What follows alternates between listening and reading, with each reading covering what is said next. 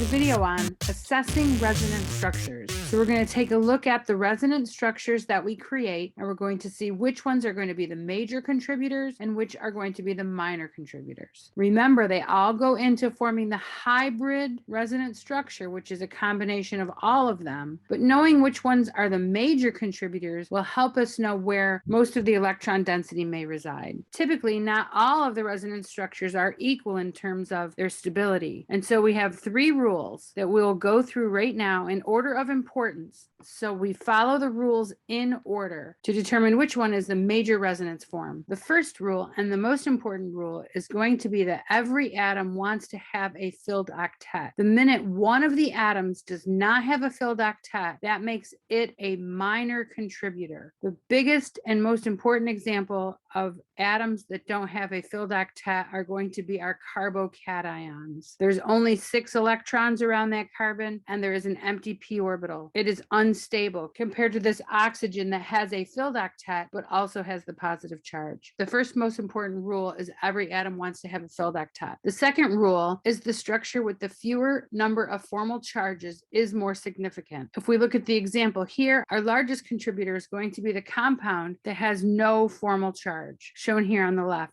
So we can take that lone pair, kick it down to form a new double bond here, and then those pi bond electrons hop up onto the nitrogen, creating a positive charge on the top nitrogen, a negative charge on the bottom nitrogen. And of course, that is a contributor because that does contribute to the stability of the compound. However, because there is 2 formal charges, remember this is 0, conservation of formal charge, this is also 0. The fact that there are 2 charges on this make it less stable and therefore a more minor contributor compared to the one with no charge. In our third resonance structure, what we do is we take these pi bond electrons here and kick them back up onto the nitrogen, leaving the negative charge over here. We end up with also a positive charge and a negative charge, but in this case, we also don't have a filled octet in that carbon. So this is going to be the least stable resonance structure of the 3, therefore our minor contributor. This is going to be next in stability, definitely more stable than this one here, but not as stable as this one here. And so we'll call that a major contributor. And then the largest contributor is the one that has all of our atoms with a 0 formal charge, and it has everything with an octet. There are going to be times when we can move electrons around and create resonance structures that have a whole bunch of formal charge.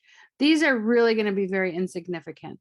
So if we take a look at this compound right here, we have a negative charge on the oxygen up here at the top, and then we have a double bond next door. So this is a lone pair next to a double bond. We kick down the lone pair, creating a double bond right here, and the pi electrons here hop up onto the carbon, giving us a situation where we have now a negative charge on the carbon. Now you might be tempted to take this structure one step further and kick the electrons up onto the oxygen, giving us this resonance contributor over here. But because that would give us a negative, a positive, and a negative, that is going to be a very insignificant resonance structure. So the 2 structures that are the major contributors both have the lowest formal charge are these 2 shown right here. And the third rule, a structure that has an atom with a negative charge, we want the negative charge to be on the atom that is most electronegative. 2 resonance structures are shown here. What happens is we kick down the lone pair to form a double bond here. Pi bond electrons hop up onto the carbon. This is the situation that we were just looking at on the previous slide, and we end up with this species. Now we have a negative charge that's on an oxygen in this resonance structure, and we have a negative charge that's on a carbon in this resonance structure. Because oxygen is more electronegative than carbon, this is going to be our major contributor. And this still contributes, but it's not the major contributor. We're going to call that a minor contributor. And by major contributor, again, what that means is that is the resonance structure that is more stable. If we take another example of this, we have a nitrogen with a lone pair that's next to a double bond. So those lone pair electrons can kick down and form a double bond. These pi bond electrons then hop up onto the oxygen. And so we end up with, in one of our species, the positive charge is on the oxygen. And then in our next resonance form, we have the positive charge on the nitrogen. And because nitrogen is more electropositive, it is going going to be more stable with the positive charge than the oxygen with the positive charge. Therefore, our major contributor is going to be the positive charge on the nitrogen. Now, this is assuming that all of our atoms have a full octet and that we have the minimum amount of formal charge. And then the third rule then is that the negative charge goes on to the atom with the most electronegativity. So remember, we want filled octets first. Second, we want the fewest amount of formal charge. And third, we want the negative charge on the most electronegative atom. There you have it, assessing resonance structure stability.